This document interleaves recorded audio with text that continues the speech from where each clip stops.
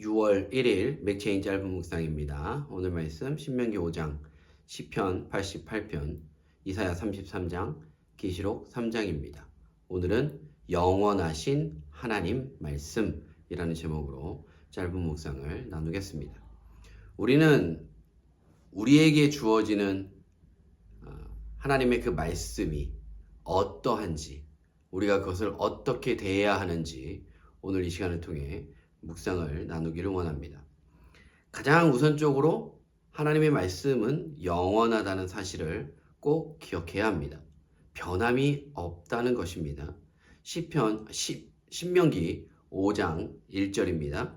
모세가 온 이스라엘을 불러 그들에게 이르되 이스라엘아 오늘 내가 너희의 귀에 말하는 규례와 법도를 듣고 그것을 배우며 지켜 행하라. 우리 하나님 여호와께서 호렙산에서 우리와 언약을 세우셨나니 이 언약은 여호와께서 우리 조상들과 세우신 것이 아니요 오늘 여기 살아있는 우리 곧 우리와 세우신 것이라. 원래는 그 조상들과 세우신 것이지만 하나님의 말씀은 영원하기 때문에 결국 이 자리에 있는 우리와 세운 것과 동일하다라는 것이죠. 비단 10계명에 관해서만이 아닙니다. 하나님의 말씀이 영원한 것은 하나님께서 영원하시기 때문입니다. 우리는 상황과 대상에 따라 말이 변하지만 하나님은 영원하시기 때문에 그 말에 변함이 없고 그렇기에 우리는 하나님의 말씀을 진리라고 부르는 것이죠. 시대가 어느 시대인데 아직도 라는 말은요. 하나님 말씀 앞에서 아무 의미 없습니다. 조선시대 사람들은 시대가 이렇게 변할지 상상조차 하지 못했을 것이고 현재를 사는 우리도 기술의 발전으로 인해 한 해 한 해가 달라지는 것을 직접 목격하며 살고 있습니다. 그럼에도 불구하고 하나님은 알파와 오메가이시기에 그 말씀은 어느 시대라도 언제나 진리로 굳게 서는 줄 믿습니다. 그러므로 우리는 하나님의 말씀에 대한 의심을 버려야 합니다. 이전에도 진리였던 그 말씀이 오늘도 진리이며 앞으로도 진리로 남을 것입니다. 이런 관점에서 본다면 진리의 말씀을 따르는 것은 꽤나 단순한 일이 되는 것입니다. 믿음의 선진들이 살았던 그 방식 그대로 삶을 살아내면 되기 때문입니다. 성경에 기록된 수많은 순종의 삶들을 내 인생에도 그대로 시연해내면 되는 것입니다.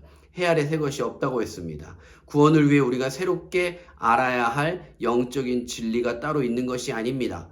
이전에 진리였던 그 말씀을 오늘의 진리로 삼고 살아가면 우리는 자녀로서 아버지 품에 언제라도 평안을 얻을 수 있게 됩니다. 그렇다면 이 진리의 말씀에 순종하기 위해 필요한 것은 무엇일까요? 앞서 말한 것처럼 또 다른 어떤 영적 지식은 아닐 터이고 혹여나 성경에 나오는 믿음의 선진들의 위대함이 필요하겠구나. 그렇지 않습니다. 바울에게 작정하는 마음을 주셨던 그 성령이 주셨던 것처럼 내가 하는 것이 아니라 하나님이 하시기 때문입니다. 우리에게 필요한 것은 진리이신 하나님의 능력을 의지하는 마음이면 족합니다. 계시록 3장 8절입니다. 볼지어다 내가 내 앞에 열린 문을 두었을 때 능히 닫을 사람이 없으리라. 내가 내 행위를 아노니 내가 작은 능력을 가지고도 내 말을 지키며 내 이름을 배반하지 아니하였도다.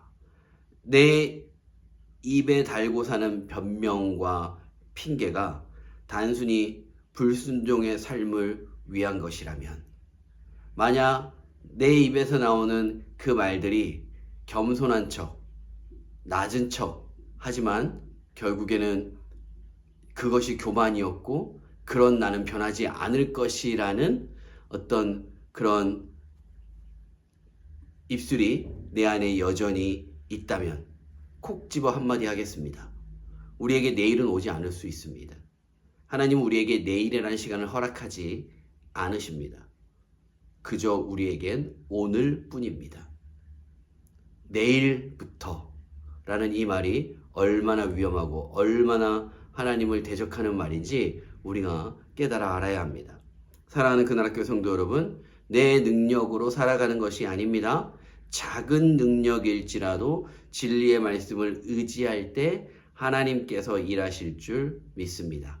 오늘 하루 나는 말씀에 반응하는 사람인가 돌이켜 생각해 보면서 오늘의 묵상이 나를 한 걸음 더 하나님께로 가까이 이끌어가는 은혜 있기를 주님의 이름으로 축복드립니다.